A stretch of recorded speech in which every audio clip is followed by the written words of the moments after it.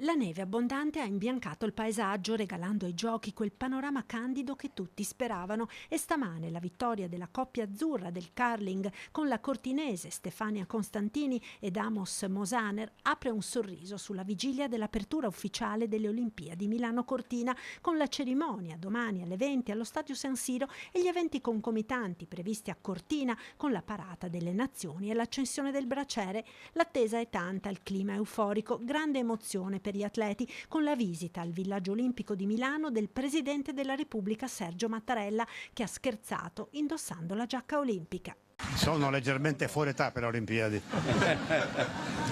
Per il vero, anche da giovane non sarei mai stato selezionato, vi assicuro.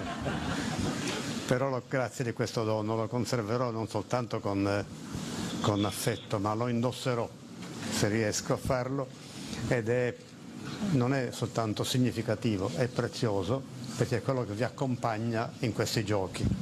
e questo ne conferisce un grande valore per me. Grazie. Intanto stasera alla cena ufficiale a Milano con il Presidente della Repubblica, il vicepresidente americano Vance e capi di Stato e di Governo di mezzo mondo, ci sarà in rappresentanza del Veneto Luca Zaia e non il Presidente della Regione Alberto Stefani, che ha voluto precisare. E sono sicuramente qualcosa di straordinario per questo territorio. Al tempo stesso,